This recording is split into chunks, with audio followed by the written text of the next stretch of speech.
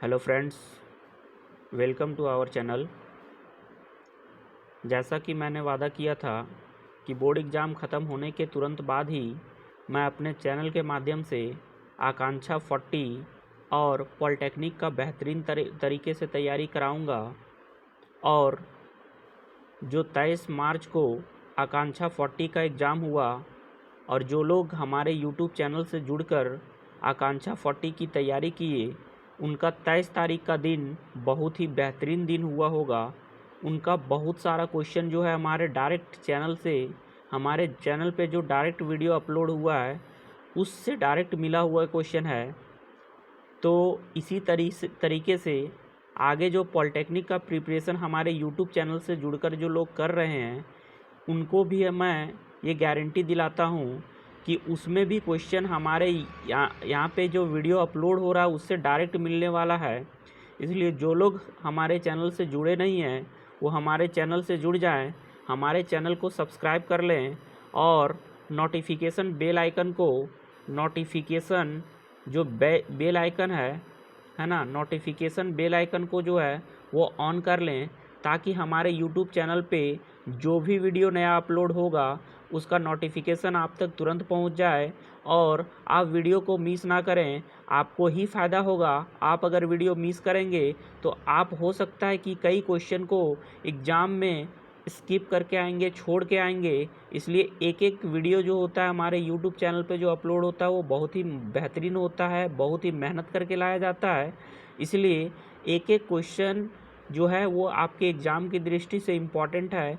सबसे पहले अभी मैं चैप्टर वाइज पॉलिटेक्निक का प्रिपरेशन करवा रहा हूँ। उसके बाद प्रत्येक चैप्टर से एमसीक्यू लेकर भी आऊँगा, बेहतरीन एमसीक्यू लेकर आऊँगा। पहले मैं चैप्टर को क्लियर करवा देता हूँ, उसके बाद मैं एक एक करके चैप्टर का एमसीक्यू लेकर आऊँगा और उसके बाद मिक्स्ड क्वेश्चन भी करवाऊँगा। चाहे वो फिजिक्स हो, चाहे वो केमिस्ट्री हो, चाहे वो मैथ्स हो। आप बिल्कुल बेफिक्र रहें कि हमारे यूट्यूब चैनल से जो लोग जुड़े हैं उनको बेहतरीन कंटेंट यहाँ से मिलेगा और उनका प्रिपरेशन जो है वो बहुत ही बेहतर हो जाएगा। अभी काफ़ी समय है, इसलिए बस जो लगातार वीडियो अपलोड हो रहा है उसको बस केवल आप लोग देखते चले जाइए और रिवीजन करते रहिए। बाकी आपका सारा जिम्मेवारी जो है वो हम अपने बदौलत, हम अपने तरीके से कर लेंगे। आप उसके लिए बेफिक्र रहें। चलिए वीडियो को बिना कुछ देर किए हुए स्टार्ट करते हैं। यहाँ पे जो चैप्टर है यहाँ पे अगला चैप्टर जो है 3rd नंबर चैप्टर, फिजिक्स का 3rd नंबर चैप्टर, बल और दाब। अगला चैप्टर क्या है? बल और दाब। मीन्स इसको इंग्लिश में कहते हैं हम लोग फोर्स एंड प्रेशर। क्या कहते हैं? फोर्स एंड प्रेशर कहते हैं। तो ये फोर्स एंड प्रेशर चैप्टर को हम आज जो है वो यहाँ पे डिस्कस करने जा रहे हैं। बहुत ही बेहतरीन तरीके से डिस्कस करेंगे, इसलिए आप वीडियो को शुरू से लेकर अंत तक ज़रूर देखें और अपना रिव्यू जो है वो कमेंट बॉक्स के माध्यम से दें। कमेंट करें कि आपको और अगला चैप्टर क्या चाहिए या फिर किस तरह का वीडियो आपको चाहिए। वो कमेंट आप कर सकते हैं आप हमको। वैसा मैं आपके लिए कंटेंट लाऊंगा और मैं अपने तरीके से तो बेहतर कंटेंट ला ही रहा हूँ। आपके डिमांड के अकॉर्डिंग भी हम कंटेंट ला के देंगे, इसलिए आप उसको कमेंट कर सकते हैं। चलिए स्टार्ट करते हैं। यहाँ पे सबसे पहले बल और यहाँ पे दाब के बारे में पढ़ना है। तो बल और दाब हम उस तरीके से नहीं चैप्टर को पढ़ेंगे जिस तरह से क्लास 9 में पढ़े थे। बल और दाब उसी क्लास में था। यहाँ पे थोड़ा कम्पिटेटिव लेवल के तरीके से पढ़ेंगे। तो सबसे पहले यहाँ पे पढ़ते हैं। सबसे पहले यहाँ पे देखेंगे, सबसे पहले देखेंगे क्या? न्यूटन के गति के नियम। न्यूटन के गति के नियम को देखेंगे। मीन्स इंग्लिश में बोलते हैं इसको Newton's laws of motion. Newton's laws of motion को देखेंगे, है ना। न्यूटन्स लॉज ऑफ मोशन को देखेंगे। लिखा हुआ यहाँ पे देखिए एक पॉइंट, न्यूटन ने गति के कितने? 3 नियम दिए हैं। न्यूटन ने गति के कितने नियम दिए हैं? 3 नियम दिए हैं। न्यूटन के गति का प्रथम नियम, मीन्स न्यूटन के गति का जो पहला नियम था वो क्या था उसके बारे में जानेंगे। Newton's first law of motion, Newton का पहला गति का नियम। देखते हैं पहला गति का नियम न्यूटन के द्वारा जो दिया गया वो क्या था। लिखा है कोई वस्तु तब तक स्थिर रहेगी या नियत गति से चलती रहेगी जब तक उस पर कोई बाहरी बल कार्य नहीं करता। मीन्स कोई वस्तु जो है वो तब तक स्थिर रहेगी या फिर नियत गति से, मीन्स कांस्टेंट स्पीड से वो चलती रहेगी जब तक उस पर कोई बाहरी बल नहीं लगाया जाए। मीन्स सबसे ज़्यादा इम्पोर्टेंस जो है यहाँ पे बाहरी बल का है, ठीक है ना।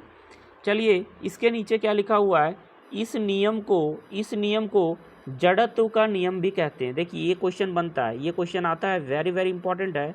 बोला जाता है क्या, न्यूटन के गति के किस नियम को जो है वो जड़त्व का नियम भी कहते हैं। तो न्यूटन के गति का प्रथम नियम को क्या कहते हैं हम लोग, जड़त्व का नियम कहते हैं। चलिए आगे देखते हैं आगे क्या लिखा हुआ है। उसके बाद लिखा हुआ है जड़त्व के बारे में गैलीलियो ने बताया था। जड़त्व के बारे में जो है वो सबसे पहले किसने बताया था, गैलीलियो ने बताया था। तो ये सारे बात कोई आप इम्पोर्टेंट है, ये ध्यान में रखेंगे। लिखा हुआ है अगला एरो, किसी वस्तु का वह गुण जो उसकी गति की अवस्था में किसी भी प्रकार के परिवर्तन का विरोध करता है, जड़त्व कहलाता है।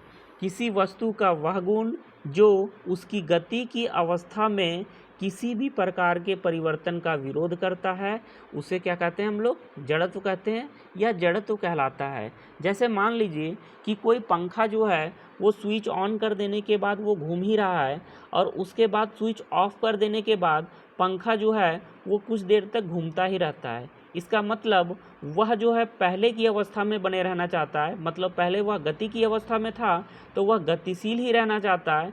इसलिए वह अपने जो है वो रोके जाने वाले बल कहने का मतलब कि यहाँ पे फ्रिक्शन फोर्स, यहाँ पे जो बोलते हैं घर्षण बल लगने के कारण कुछ देर बाद पंखा रुक जाता है, लेकिन वह उस घर्षण बल को विरोध करता है। वो चाहता है कि हम गतिशील में ही रहें, ठीक है ना।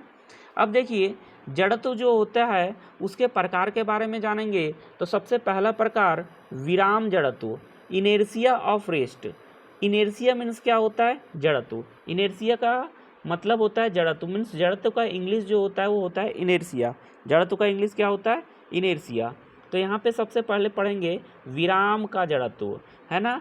किसी वस्तु का अपनी विरामावस्था में परिवर्तन करने में असमर्थ होना, मीन्स किसी वस्तु का अपनी विरामावस्था में परिवर्तन करने में असमर्थ होना ही क्या कहलाता है, विराम जड़त्व कहलाता है।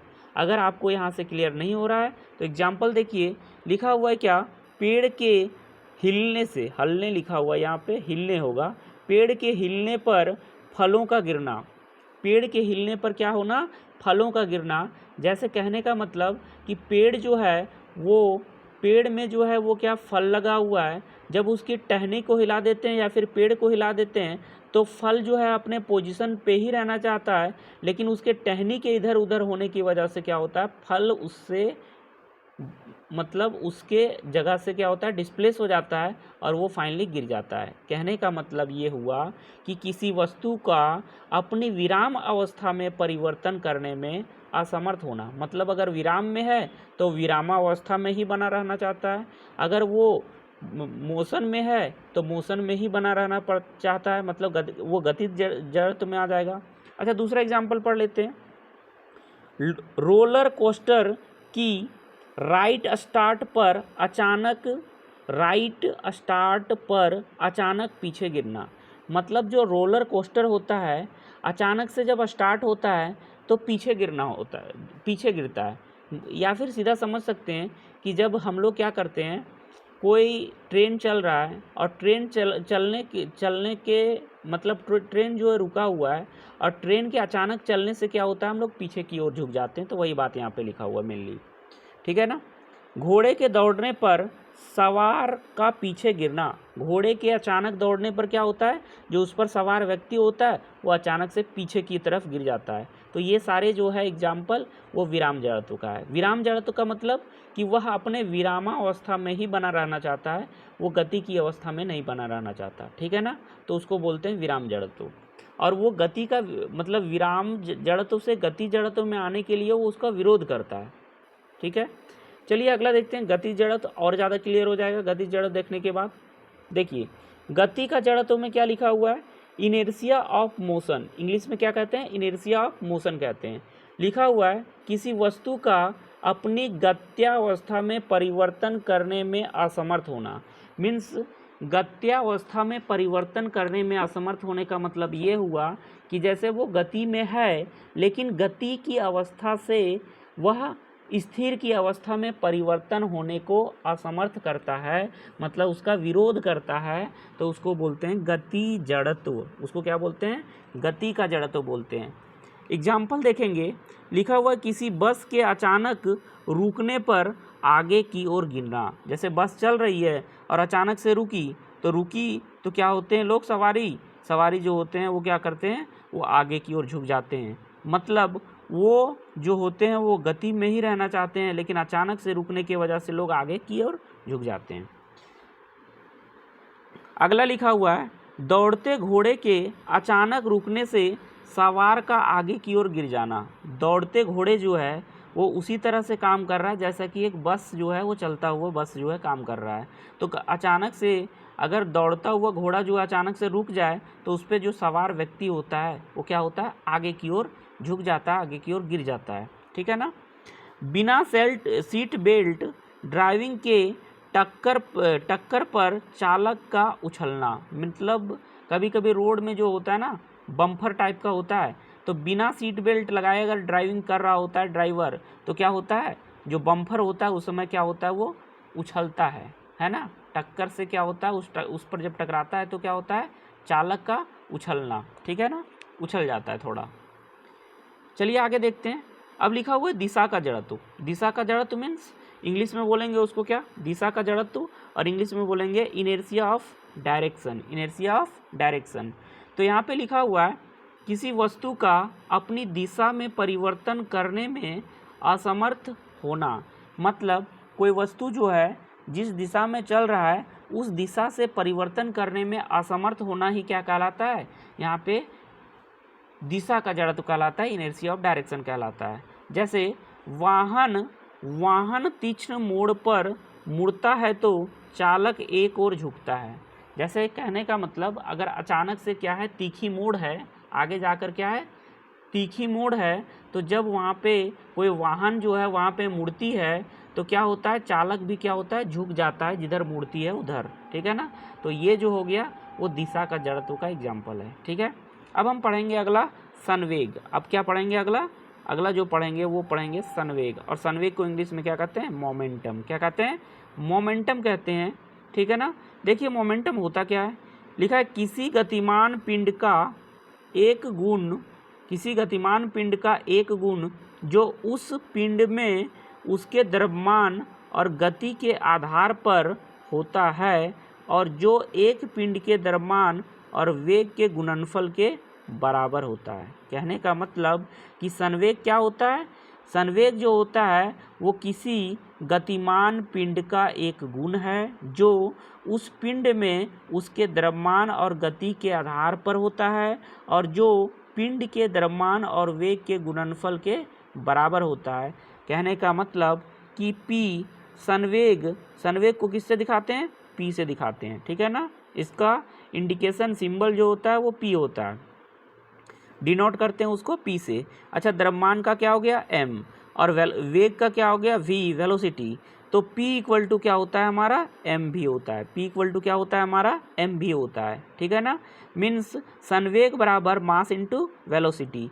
और संवेग जो है वो क्या है, एक सदिश राशि है। ये भी बात इंपॉर्टेंट है कि संवेग जो है वो क्या है, एक सदिश राशि है।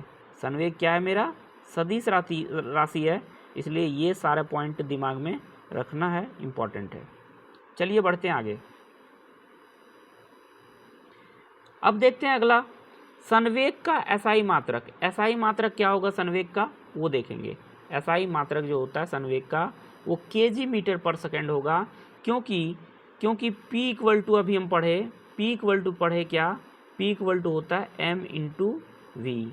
मास का क्या होगा केजी और वेलोसिटी का क्या होगा मीटर पर सेकेंड। तो केजी मीटर पर सेकंड जो होता है वो क्या होता है, संवेग का एसआई यूनिट होता है। अच्छा, अब आप अगर इसका विमीय सूत्र का बात करेंगे तो विमीय सूत्र क्या होगा, अच्छा केजी है तो m1 हो गया, ठीक है ना, और मीटर है तो L1 हो गया, और सेकंड नीचे है तो S-1 हो गया, ठीक है ना, M1 L1 S-1 हो जाएगा इसका, ठीक है ना। अब देखेंगे आगे न्यूटन की गति का द्वितीय नियम। हम न्यूटन की गति का पहला नियम पढ़ लिए, अब पढ़ेंगे न्यूटन के गति का दूसरा नियम। लिखा हुआ है क्या, किसी भी वस्तु के संवेग परिवर्तन की दर उस पर लगाए गए बल के समानुपाती होता है। मीन्स किसी भी वस्तु के संवेग परिवर्तन की दर जो होता है उस पर लगाए गए बल के क्या होता है, समानुपाती होता है, ठीक है ना।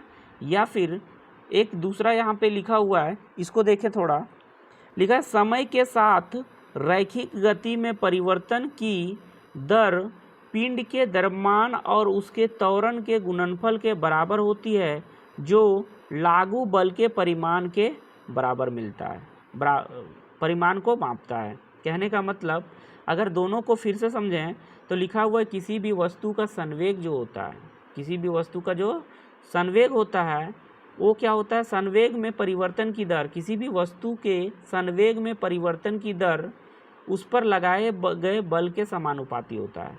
मीन्स बल के समानुपाती होता है क्या, संवेग में परिवर्तन की दर। संवेग इक्वल टू क्या होता है, एम भी होता है ना, एम भी, और ये परिवर्तन बोल रहा है वेग में तो एम यू और बाई टी, ऐसा कुछ। अगर यहाँ से f का बात करेंगे तो ये f होगा, k होगा, और यहाँ से m कॉमन होगा तो यहाँ पे होगा v माइनस यू और बटा में t आएगा, और v माइनस यू बटा में t तो यहाँ से a बन जाएगा, और यहाँ पे क्या हो जाएगा, m हो जाएगा, और यहाँ पे f हो जाएगा।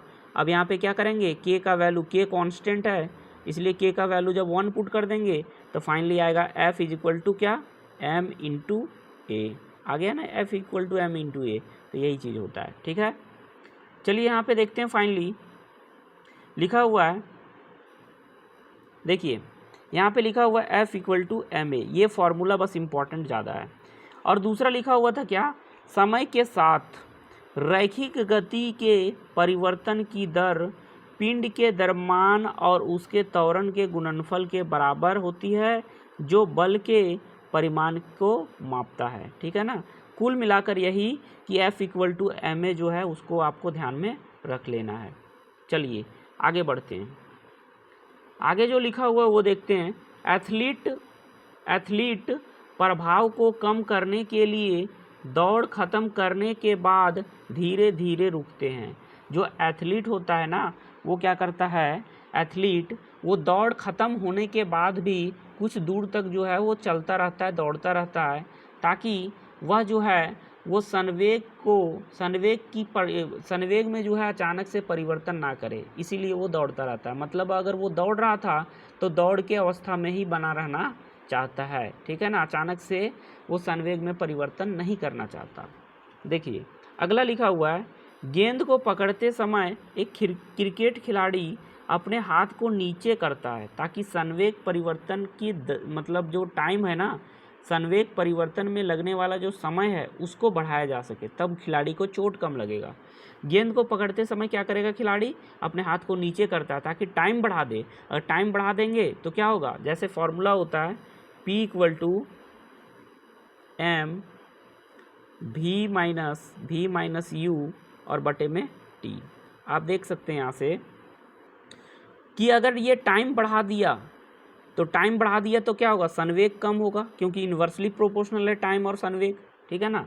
मोमेंटम का जो सिंबल होता है P होता है और टाइम का T है, तो टाइम अगर बढ़ा दिए तो क्या होगा, मोमेंटम घट जाएगा, मतलब उस खिलाड़ी को जो है गेंद पकड़ते समय चोट कम लगेगा, इसलिए वो ऐसा करता है। चलिए आगे बढ़ते हैं।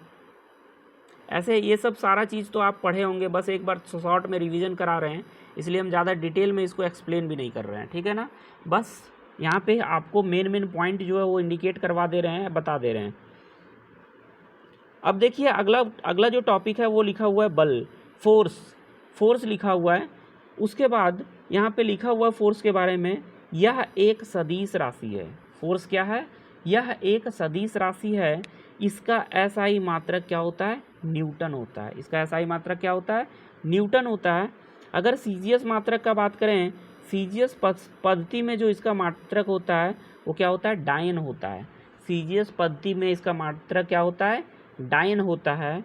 अच्छा, जहाँ पे एफ इज इक्वल टू क्या है? बल है, और एम से क्या है? द्रव्यमान है, मास जिसको बोलते हैं इंग्लिश में, और ए से क्या है? त्वरण है। तो एफ इक्वल टू क्या बन गया फॉर्मूला? M A. और इसका एसआई मात्रक का बात करेंगे तो होता है क्या? न्यूटन होता है। या फिर बोल सकते हैं क्या? देखिए यहाँ पे बोल सकते हैं मास का क्या? केजी। मास का केजी हो गया, और एक्सेलरेशन का क्या होता है? मीटर पर सेकेंड स्क्वायर। तो मीटर पर सेकेंड स्क्वायर हो गया। और इसका विमीय सूत्र का बात करेंगे तो देखिए यहाँ पे केजी तो यहाँ पे m1, और यहाँ पे मीटर तो L1, और सेकेंड पर पावर 2 है, ऊपर जाएगा तो क्या होगा? पावर 2 प्लस में है नीचे, ऊपर जाएगा तो क्या होगा? t-2 हो जाएगा। ठीक है ना। और सीजीएस मात्रक का बात करेंगे तो सीजीएस मात्रक क्या होता है? इसका डायन होता है, और इसका डायन होता है। अब इसको अगर हम सब सीजीएस में बदल देंगे तो ये होता है ग्राम सेंटीमीटर सेकेंड। तो देखिए केजी को क्या कर देंगे हम? ग्राम कर देंगे। केजी को क्या कर देंगे? ग्राम। अच्छा, मीटर को क्या कर देंगे हम? सेंटीमीटर कर देंगे। और सेकेंड तो सेकेंड अपना रहेगा। ठीक है ना। तो ग्राम सेंटीमीटर पर सेकेंड स्क्वायर। ठीक है ना। ये हो गया सीजीएस यूनिट। सीजीएस का मतलब हो गया, सीजीएस मतलब हो गया ग्राम सेंटीमीटर सेकेंड। ठीक है ना। अब एक चीज़ लिखा हुआ है यहाँ पे, आप ध्यान देंगे। देखिए यहाँ पे लिखा हुआ है नोट में, ये नोट देखिए, इंपॉर्टेंट नोट है। लिखा है 1 न्यूटन इक्वल टू क्या होता है? 10⁵ डायन होता है। 1 न्यूटन इक्वल टू क्या होता है? 10⁵ डायन होता है। अगर 1 डायन इक्वल टू कोई पूछे तो 10⁻⁻5 न्यूटन हो जाएगा, है ना। 10⁻⁻5 न्यूटन हो जाएगा, वो 1 डायन हो जाएगा। चलिए इसके आगे देखते हैं क्या लिखा हुआ है। चलिए यहाँ पे देखते हैं अगला टॉपिक जो लिखा हुआ है, बल संबंधित अवधारणाएं। बल संबंधित जो अवधारणाएं हैं उसके बारे में पढ़ेंगे। Concepts related to force. Concepts related to force के बारे में पढ़ेंगे। सबसे पहले हम पढ़ेंगे क्या? थ्रस्ट के बारे में। फिर पढ़ेंगे क्या? टॉर्क के बारे में। फिर क्या पढ़ेंगे? ड्रैग के बारे में। ठीक है ना। तो एक एक करके हम देखते हैं। लिखा हुआ है किसी वस्तु के एक मिनट, किसी वस्तु के वेग को बढ़ाता है ना। मीन्स जो थ्रस्ट होता है, थ्रस्ट का काम क्या होता है? किसी वस्तु के वेग को बढ़ाता है। ये क्या करता है? ये किसी वस्तु के वेग को बढ़ाता है। ठीक है ना। अच्छा, टॉर्क का बात करेंगे तो टॉर्क क्या होता है? किसी वस्तु की घूर्णी गति में परिवर्तन उत्पन्न करता है। किसी वस्तु का जो वो घूर्णी गति कर रहा होगा उसमें क्या करता है? उसकी गति में परिवर्तन उत्पन्न करता है, वो टॉर्क करता है। ठीक है ना। चलिए इसके आगे देखते हैं। लिखा हुआ है ड्रैग। क्या लिखा हुआ है? ड्रैग। तो ड्रैग के बारे में, किसी वस्तु के वेग को कम करता है। ड्रैग क्या करता है? किसी वस्तु के वेग को क्या करता है? कम करता है। ठीक है ना। चलिए इसके आगे देखते हैं क्या लिखा हुआ है। अगला टॉपिक, संवेग का संरक्षण। क्या लिखा हुआ है? संवेग का संरक्षण। Conservation of momentum. Conservation of momentum के बारे में पढ़ेंगे। ठीक है ना। लिखा हुआ है न्यूटन के द्वितीय गति नियम से स्पष्ट। ये स्पष्ट सही नहीं लिखा हुआ, स्पष्ट ऐसे होता है। ठीक है ना। ये स्पष्ट लिख दिया है। ठीक है ना। तो यहाँ पे देखिए, न्यूटन के द्वितीय गति नियम से स्पष्ट है कि यदि वस्तु पर कोई बल आरोपित ना हो तो उसके संवेग में कोई परिवर्तन नहीं होगा, अर्थात संवेग नियत रहेगा। नियत का मतलब कांस्टेंट। नियत का मतलब कांस्टेंट रहेगा। ठीक है ना।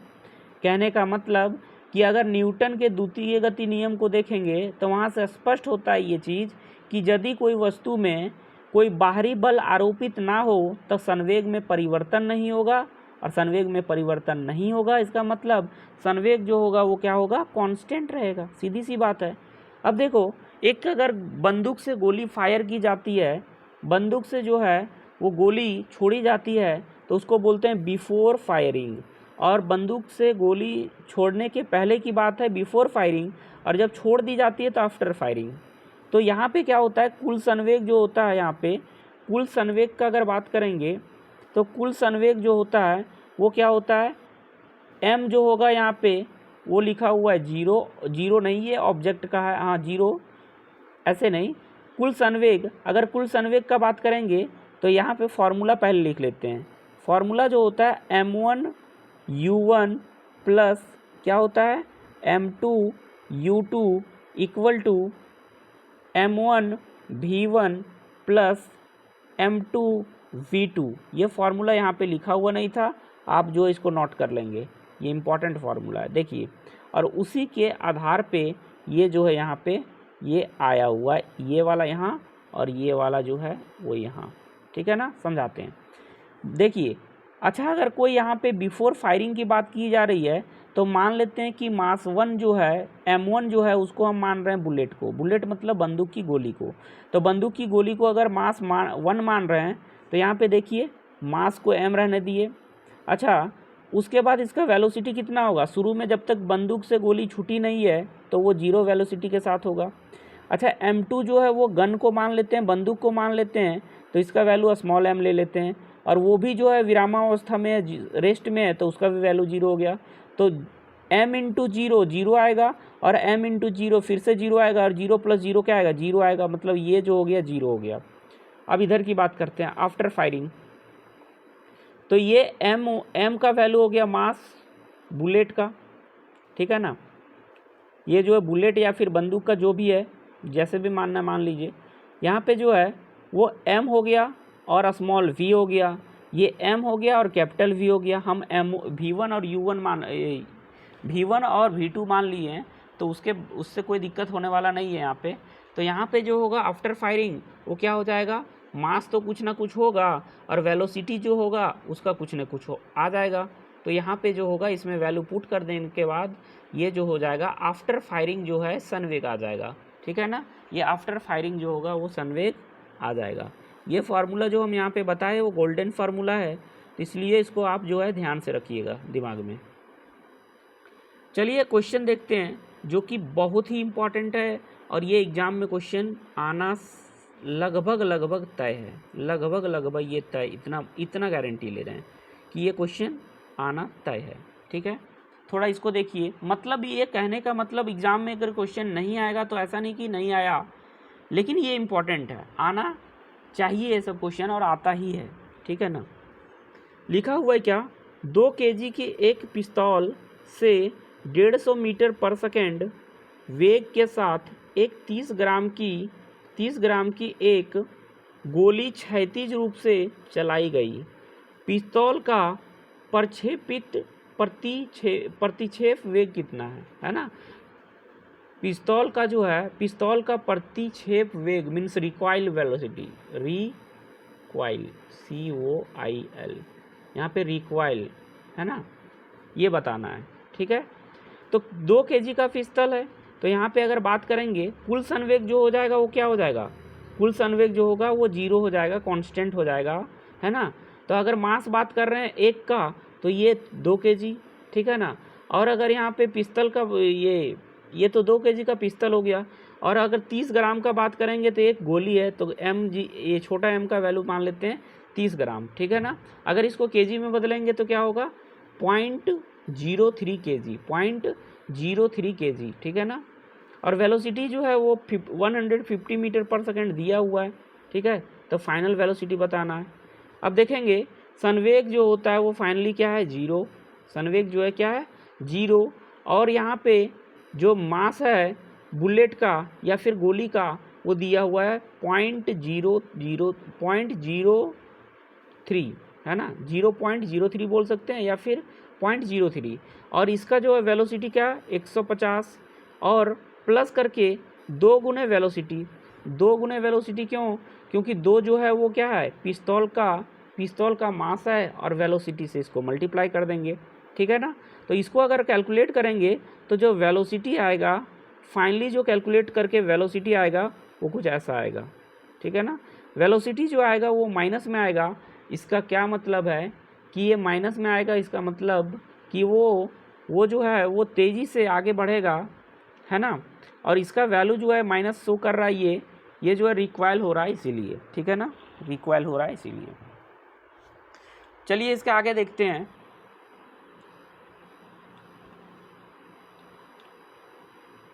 अगला क्वेश्चन आपके स्क्रीन पे आ चुका है। ये भी क्वेश्चन इंपॉर्टेंट है, इसलिए आप इसको भी एकदम बेहतरीन तरीके से अगर आप पढ़े हुए होंगे तो पहले खुद से ट्राई करके देखिए कि आपसे खुद से बन पा रहा है कि नहीं बन पा रहा है, और उसके बाद जो है हमारे द्वारा जो बताया जा रहा है उसको आप ध्यान से देख लीजिए। चलिए यहाँ पे देखते हैं। लिखा हुआ है 10 मीटर पर सेकेंड से गतिमान एक 2000 केजी का ट्रक ट्रैफिक लाइट पर खड़ी एक कार से टकराता है। फिर से क्वेश्चन पढ़ लेते हैं एक बार। लिखा हुआ है 10 मीटर प्रति सेकेंड के 10 मीटर प्रति सेकेंड से गतिमान एक 2000 केजी का ट्रक ट्रैफिक लाइट पर खड़ी एक कार से टकराता है। टकराव के बाद दोनों एक साथ 8 मीटर प्रति सेकेंड की गति से चलते हैं। दोनों जो है टकराव के बाद क्या करते हैं, 8 मीटर प्रति सेकेंड की गति से चलते हैं। कार का द्रव्यमान कितना होगा ये हमें बताना है, ठीक है ना। कार का द्रव्यमान कितना होगा ये हमें बताना है। तो ट्रक की बात करेंगे तो ट्रक जो है वो 2000 केजी का है, मास इसका पता चल गया, और वेलोसिटी कितना 10 मीटर पर सेकेंड, ठीक है, ये हो गया क्लियर। अब यहाँ पे मास जो है कार का वो पता नहीं है, तो यहाँ पे पता करना है। तो टक्कर के पहले और टक्कर के बाद का जो संवेग होता है वो क्या होता है, कांस्टेंट होता है। तो देखिए एम भी ये स्मॉल एम और स्मॉल वी है सेकंड वाला, और ये कैपिटल एम और कैपिटल वी है, ठीक है ना। तो यहाँ पे देखेंगे वैल्यू पुट करेंगे। सबसे पहले 2000 केजी का जो ट्रक है और वेलोसिटी उसका कितना था 10 मीटर पर सेकेंड, 10 मीटर पुट कर दिए। अच्छा, अगर यहाँ पे कार का मास बात करेंगे तो वही निकालना है, तो एम को छोड़ दिए, एम को एम ही लिख दिए, और इनटू वेलोसिटी मतलब वो कार खड़ी थी तो इसका वेलोसिटी कितना 0। अब इन दोनों को प्लस करेंगे और कॉमन वेलोसिटी जो है वो 8 मीटर पर सेकेंड है, तो 8 से मल्टीप्लाई कर देंगे। अब इसी को सॉल्व कर देंगे तो हमारा जो वैल्यू है वो बनकर आएगा क्या 500 केजी। 500 केजी ये जो है वो कहने का मतलब ये जो है कार का द्रव्यमान आ गया, ये जो है कार का द्रव्यमान आ गया। और ऐसे ऐसे क्वेश्चन आपको एग्जाम में देखने को 100% मिलेंगे, मतलब ये वेरी वेरी इंपॉर्टेंट है। इसलिए जो लोग वीडियो को स्किप करेंगे तो उनको ये पता नहीं चल पाएगा कि इसमें से इस कंटेंट में से कौन सा क्वेश्चन इंपॉर्टेंट था, या फिर क्या क्या जो है वो एक्सप्लेन किया गया, क्या क्या बताया गया। इसलिए आप वीडियो को शुरू से अंत तक ज़रूर देखें, ठीक है ना, और अपने यार दोस्तों को भी शेयर करने का कोशिश करें। चलिए अगला देखते हैं। अगला फिर से क्वेश्चन है, इस क्वेश्चन को देख लेते हैं क्या लिखा हुआ है। लिखा हुआ है किसी पिंड का संवेग 50 केजी मीटर पर सेकेंड है और वेग 5 मीटर पर सेकेंड है, तो उस पिंड का द्रव्यमान क्या है। ये तो आसान क्वेश्चन है बहुत ज़्यादा, मीन्स यहाँ पे मास पूछा हुआ है। तो देखिए फॉर्मूला जो होता है वो क्या होता है, P इक्वल टू होता है एम भी। P इक्वल टू क्या होता है एम भी। तो यहाँ पे हम पुट कर लेंगे, यहाँ पे जो है वो हम पुट कर लेंगे। P का वैल्यू 50, M का वैल्यू जो है वो हमें नहीं पता है, निकालना है, और ये जो वेलोसिटी है 5 है, तो 5 से ये 10 बार में कटेगा। M का वैल्यू कितना आ गया 10 केजी। ये तो बहुत सिंपल सा क्वेश्चन था, ठीक है ना। चलिए बढ़ते हैं अगला देखते हैं क्या लिखा हुआ है आगे। चलिए देखते हैं अगला क्या लिखा हुआ क्वेश्चन। लिखा हुआ है वस्तु के जड़त्व को निम्न में से किससे मापा जाता है। ये वेरी वेरी इंपॉर्टेंट क्वेश्चन है। ये भी क्वेश्चन कई एग्जामों में आया हुआ क्वेश्चन है, इसीलिए आपको ये भी ध्यान रखना है कि इस वीडियो के माध्यम से आपको चैप्टर भी कंप्लीट कराया जाता है, साथ ही साथ जो है वो क्वेश्चन भी कराया जाता है कि कौन कौन से क्वेश्चन इम्पॉर्टेंट हैं। तो आपको इस वीडियो को बिल्कुल स्किप नहीं करना चाहिए, नहीं तो आप बहुत ही ज़्यादा पछताएंगे। इसलिए सबसे पहले इस क्वेश्चन को देख लें। क्या लिखा हुआ है, वस्तु के जड़त्व को निम्न में से किससे मापा जाता है। तो जड़त्व को जो मापा जाता है वो उसके द्रव्यमान से मापा जाता है। वो उसके द्रव्यमान से ऑप्शन नंबर 4 जो है इसका राइट आंसर हो जाएगा।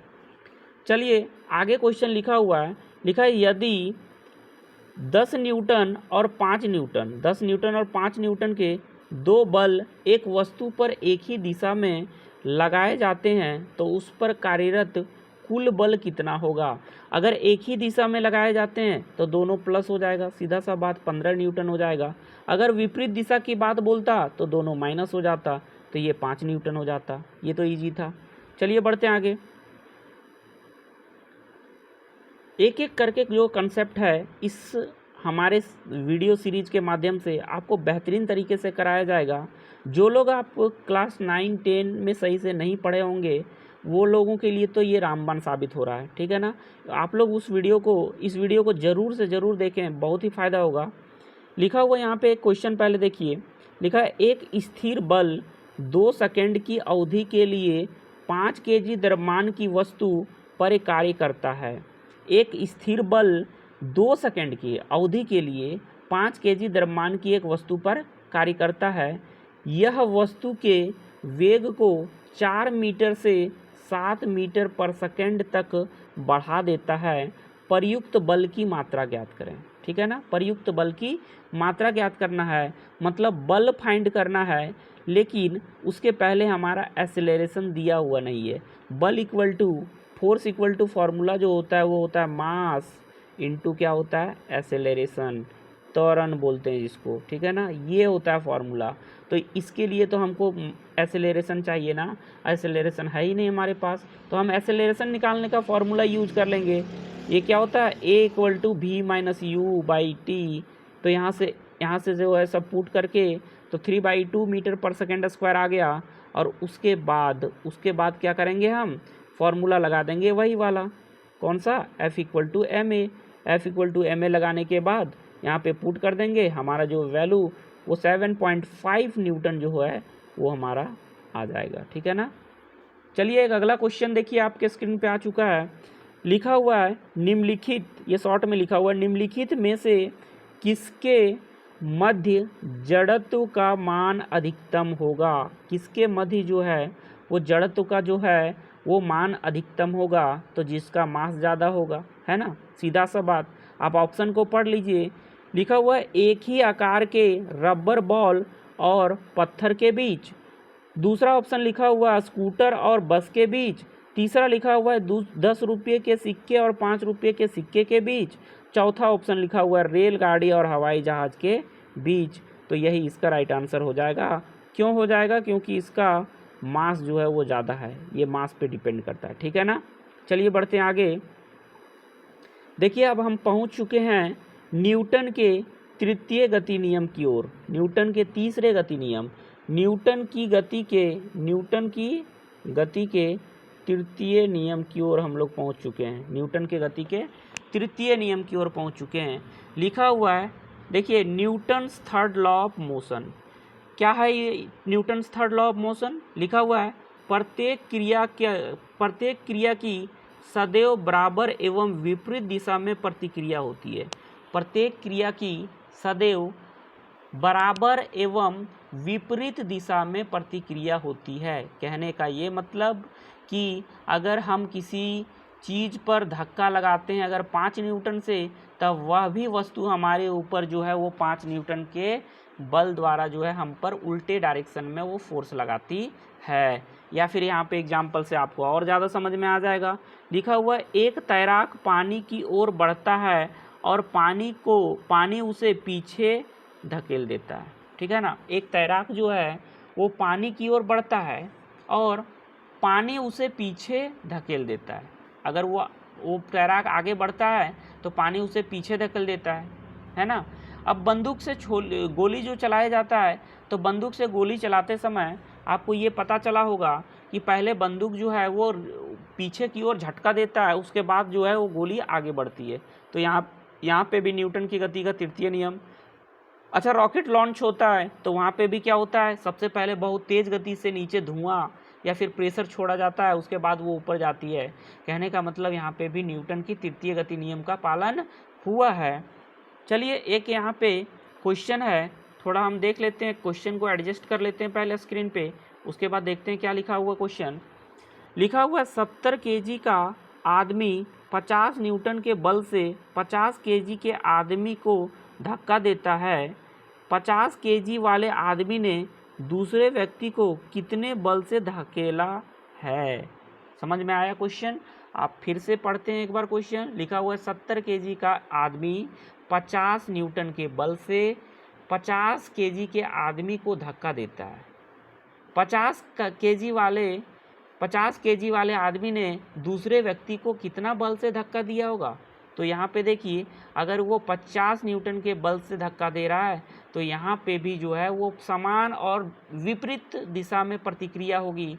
मतलब यह भी जो है वो 50 केजी वाला जो आदमी है वह भी 70 केजी आदमी पे क्या करेगा, 50 न्यूटन के बल से ही क्या करेगा, प्रतिक्रिया बल देगा, मतलब धक्का देगा। ठीक है ना, ये न्यूटन के गति के तृतीय के नियम के अनुसार है। ठीक है, अब यहाँ पे देखते हैं अगला टॉपिक जो है वो लिखा हुआ है एक समान वृत्तीय गति और अभिकेंद्रीय बल। एक समान वृत्तीय गति और अभिकेंद्रीय बल मीन्स इंग्लिश में इसको बोलते हैं uniform circular motion and centripetal force. Uniform circular motion and centripetal force लिखा हुआ है जब कोई पिंड एक वृत्तीय पथ पर एक समान वृत्तीय गति करता है तो पिंड पर एक आंतरिक त्वरण कार्य करता है। तो पिंड पर क्या होता है, एक आंतरिक त्वरण काम करता है। कहने का मतलब जब कोई पिंड एक वृत्तीय पथ पर एक समान वृत्तीय गति करता है तो पिंड पर एक आंतरिक क्या होता है, त्वरण कार्य करता है।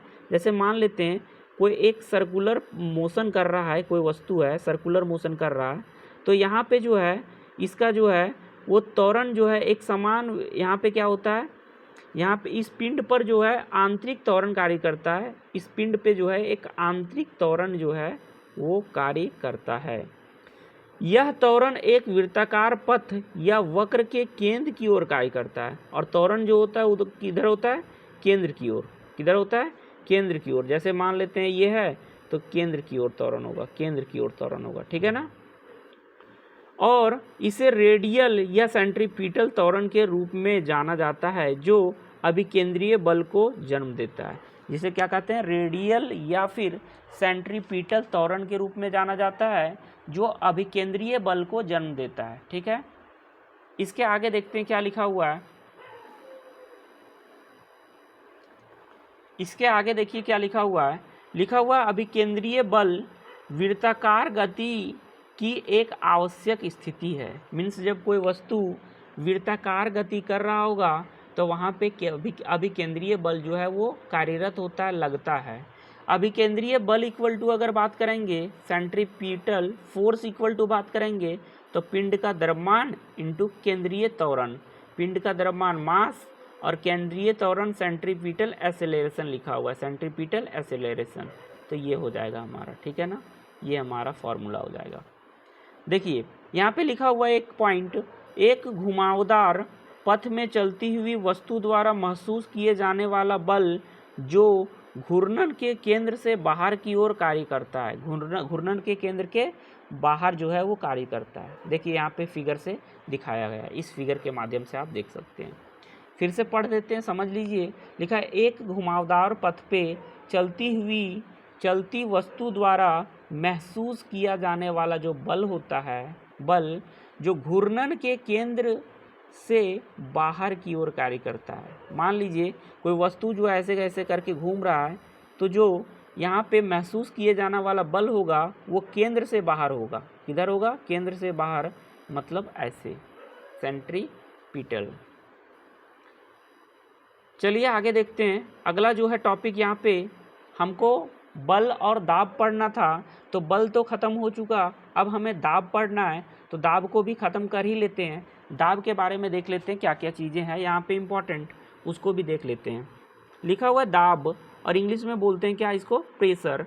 दाब यह मापने का एक तरीका है, दाब यह मापने का एक तरीका है कि किसी क्षेत्र पर कितना बल कार्य कर रहा है। किसी क्षेत्र पर कितना बल कार्य कर रहा है।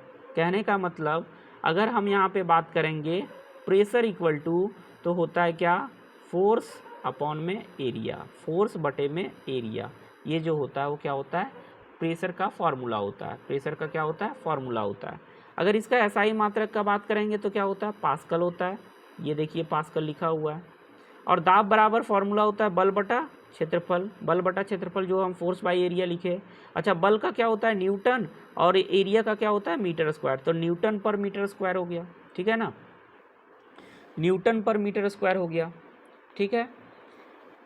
चलिए यहाँ पे लिखा हुआ है, उसके बाद अगर न्यूटन पर मीटर स्क्वायर है तो यहाँ पे अगर न्यूटन का बात करेंगे तो न्यूटन जो है वो किससे बना हुआ है, Newton force, force equal to क्या होता है, मास इनटू एक्सेलरेशन। देखिए समझिए न्यूटन कैसे आया है। तो फोर्स का क्या होता है, न्यूटन। अगर न्यूटन ना बोलेंगे तो एम इंटू ए से अगर बनाएंगे तो मास का क्या होता है, केजी, और इसका क्या होता है, एक्सेलरेशन का मीटर पर सेकेंड स्क्वायर। तो देखिए यहाँ पे मीटर, केजी, मीटर और सेकेंड स्क्वायर नीचे में लिख दिया, ठीक है।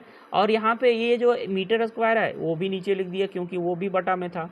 तो यहाँ पे जो बनेगा वो फाइनली क्या बनेगा, एक एम से एक एम कटेगा तो एक एम रहेगा, तो केजी मीटर सेकेंड स्क्वायर है यहाँ पे और वो भी बटा में। तो जब यहाँ पे केजी का क्या हो गया, मीटर मतलब मास के पावर 1, और ये दोनों बटा में है तो ये ऊपर जाएगा तो माइनस में आ जाएगा, और ये भी ऊपर जाएगा तो माइनस में आ जाएगा, ठीक है ना। तो इस तरह से इसका विमीय सूत्र हो गया। चलिए उसके बाद लिखा हुआ है 1 किलो पास्कल। किलो का मतलब होता है हज़ार, किलो का मतलब क्या होता है, हज़ार। तो क्या होगा, हज़ार को लिख सकते हैं 10 टू दी पावर 3, तो 10 टू दी पावर 3 पास्कल हो जाएगा। चलिए इसके बाद लिखा हुआ है, एक लकड़ी के तख्त में नुकीले सिरे से कील ठोकना आसान होता है। लकड़ी के तख्त में नुकीले सिरे से कील ठोकना जो होता है वो आसान होता है, क्योंकि क्षेत्रफल जितना छोटा होता है उसी बल के लिए सतह का दबाव उतना ही अधिक होता है। आप यहाँ पे समझिए, इसके बातों को अच्छे से हम समझा देते हैं। जैसे मान लेते हैं ये कील है, ये क्या है, मान लेते हैं कील है, ठीक है ना। यहाँ पे कील क्या होता है, ऐसा कुछ नुकीला टाइप का होता है, थोड़ा नुकीला टाइप का होता है, ठीक है, और इधर मोटा होता है, ठीक है। तो कील को जब नुकीले साइड से हम लोग ठोकते हैं तो वो आसानी से दीवार में या फिर लकड़ी में घुस जाता है, क्योंकि बताते हैं यहाँ पे प्रेशर इक्वल टू क्या होता है, फोर्स अपॉन एरिया। तो ये नुकीला कील जो होता है वो एरिया कम लेता है, मतलब इसका एरिया क्या होता है, कम। तो प्रेशर क्या हो जाएगा, ज़्यादा, इन्वर्सली प्रोपोर्शनल है। तो प्रेशर ज़्यादा होगा तो आसानी से जो है वो प्रेशर ज़्यादा बनाएगा दीवार पे या फिर लकड़ी पे, और वो दीवार में ठोका जा सकेगा और वो गाड़ा जा सकेगा, ठीक है ना।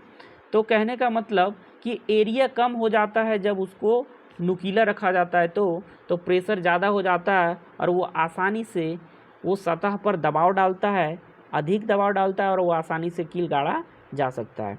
इसलिए दाब को किसी दिए गए इकाई क्षेत्र पर लगने वाले बल के रूप में भी परिभाषित किया जाता है। मतलब आप देखिए कि दाब को मीन्स प्रेशर को जो परिभाषित किया जाता है वो कैसे किया जाता है, इकाई क्षेत्रफल पर लगने वाले बल के बराबर, इकाई क्षेत्रफल पर लगने वाले बल के बराबर जो है वो परिभाषित किया जाता है। चलिए इसके आगे हम देखते हैं, इसके आगे क्या लिखा हुआ है।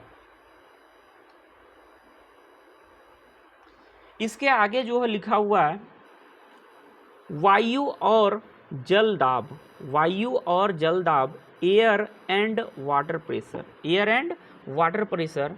अगर इसका बात करेंगे तो देखिए वायु दाब वायुमंडल में हमारे ऊपर वायु के भार की माप है ना। वायु दाब जो है वायुमंडल में हमारे द्वारा नहीं, हमारे ऊपर वायु के भार का माप को क्या कहते हैं, वायु दाब कहते हैं, ठीक है ना, या फिर वायुमंडलीय दाब। वायु दाब को बैरोमीटर से मापते हैं, जो हमें मौसम के पूर्वानुमान लगाने में मदद करता है। वायु दाब को हम लोग बैरोमीटर से मापते हैं, जो मौसम के पूर्वानुमान को लगाने में हमें मदद करता है। बैरोमीटर का आविष्कार जो है वो 1643 ईस्वी में एवेंजेलिस्टा टोरिसेली नामक एक वैज्ञानिक ने किया था। ठीक है ना, टोरिसेली आप ध्यान में रखेंगे। तो बैरोमीटर का आविष्कार जो है टोरिसेली ने किया था। एक बैरोमीटर इक्वल टू क्या होता है, एक बैरोमीटर इक्वल टू 10⁵ पास्कल होता है। इसको भी आप ध्यान में रखेंगे। मौसम के साथ वायु दाब बदलता है। मौसम के साथ क्या होता है, वायु दाब जो होता है वो बढ़ता है या फिर बदलता है। जैसे आप न्यूज़ में सुनते होंगे कि मौसम बदलने से क्या हुआ, वायु दाब में वो परिवर्तन आ गया। मतलब अगर पानी की मौसम होगा तो वायु में अगर आर्द्रता की मात्रा होगी तो वहाँ पे प्रेशर बढ़ जाएगा। अगर वहाँ पे धूप का मौसम होगा, गर्मी होगा, तो वहाँ पे प्रेशर जो होगा वो कम पड़ जाएगा, क्योंकि वहाँ पे जो पानी, वायु में जो पानी की मात्रा है वो जो है वो उड़ जाएगी। इस वजह से ऐसा होता है। चलिए, इसके बाद जो है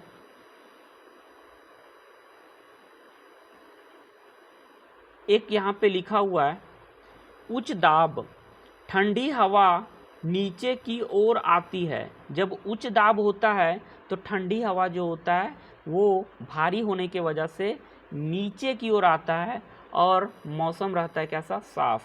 और निम्न दाब में क्या होता है, गर्म हवा ऊपर की ओर उठती है। गर्म हवा किधर उठती है, ऊपर की ओर, और मेघ और वर्षण होता है। मेघ और क्या होता है, वर्षण जो है वो होता है। ठीक है ना। तो देखिए दोस्तों, आज हम जो है वो एक चैप्टर फिर से आपका फिनिश कर दिए, ख़त्म कर दिए। ऐसे ही हम अपने YouTube चैनल के माध्यम से पॉलिटेक्निक के लिए बेहतर से बेहतर कंटेंट आपको ला कर देंगे, है ना। अभी हम आपसे प्रॉमिस किए नहीं, किए पहले ही थे। अभी हम जो है वो बस एक बार इंडिकेट कर दिए कि सबसे पहले अभी हमारा टारगेट है कि चैप्टर जो है वो सारा फिर से आपका रिवीजन करवा देना। चैप्टर क्या करना, रिवीजन करा देना, रिवीजन करवा देना।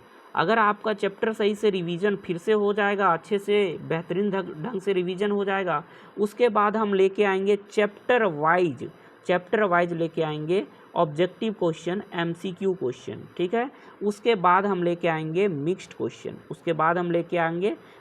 क्वेश्चन, और साथ ही साथ मिक्स्ड के साथ क्या होगा, PYQ होगा, प्रीवियस ईयर क्वेश्चन भी होगा, जो कि एग्ज़ाम में पहले आए हुए हैं। तो इतने सारे चीज़ अगर हम, चाहे वो फिजिक्स हो, चाहे वो केमिस्ट्री हो, चाहे वो मैथ्स हो, ये सभी सब्जेक्ट्स का अगर हम आपको करवा देंगे तो क्या आपका पॉलिटेक्निक का जो है वो एग्ज़ाम नहीं निकलेगा? ऐसा हो ही नहीं सकता कि नहीं निकलेगा। इसलिए आपको बस एक ही बात कहते हैं कि आप हमारे YouTube चैनल से जो भी वीडियो आता है वो हमारे चैनल को अगर आप सब्सक्राइब कर लेंगे और नोटिफिकेशन बेल आइकन को दबा लेंगे तो आप एक भी वीडियो मिस नहीं करेंगे। और आप अगर एक वीडियो मिस कर रहे हैं तो बहुत बड़े चीज़ को मिस कर रहे हैं। इसलिए आप हमारे YouTube चैनल को सब्सक्राइब कर लें, नोटिफिकेशन बेल आइकन को दबा लें, और प्रत्येक दिन जो वीडियो अपलोड किया जाता है, जो भी वीडियो आता है, उसको आप शुरू से अंत तक ज़रूर देखें, बहुत ही फ़ायदा होगा। और MCQ कराएंगे तो आप जो है वो और भी बेहतर अच्छा फील करेंगे। हम जो है, देखिए, आप पूरे YouTube चैनल पे छान मार कर देखिए कि बेहतर कंटेंट जो है अभी कोई नहीं प्रोवाइड किया जा रहा है, कहीं नहीं प्रोवाइड किया जा रहा है। हम तो बोल रहे हैं कि चैप्टर वाइज रिवीजन, MCQ कराएंगे, मिक्स्ड क्वेश्चन PYQ के साथ कराएंगे, और सभी सब्जेक्ट फिजिक्स, केमिस्ट्री, मैथ्स सभी कुछ कराएंगे। अगर आपको और कोई चीज़ का ज़रूरत है तो आप हमारे कमेंट बॉक्स में कमेंट करें, हम आपके लिए वो भी करवाएंगे। ठीक है ना। और अपने बस यार दोस्तों को बताएं, क्योंकि देखिए हम अभी वीडियो जो बनाते हैं वो बहुत डेली जो बनाते हैं वीडियो, नाइट को बनाते हैं, रात को 12-1 बजे बनाते हैं। इसलिए आप हमारे YouTube चैनल पे अगर जुड़े हैं और हमें सपोर्ट नहीं करिएगा तो फिर ये वीडियो बनाने से फ़ायदा नहीं है। ठीक है ना। हम आपके लिए बना रहे हैं वीडियो। इसलिए चलिए, फ़िलहाल जो है हमारे मेहनत को और भी ज़्यादा साकार करने के लिए और अपने भी जो है वो रिवीजन जारी रखिए, ताकि आपका भी मेहनत यहाँ हमारे चैनल से सबसे मतलब ज़्यादा साकार हो और फ़ायदा हो आपको। फ़िलहाल जो है ये वीडियो लेट हो रहा है, देरी हो रहा है, बड़ा हो रहा है, इसलिए आपका समय व्यर्थ ना करते हैं। और थैंक यू इस वीडियो को देखने के लिए। मिलते हैं फिर नए वीडियो में। Thank you.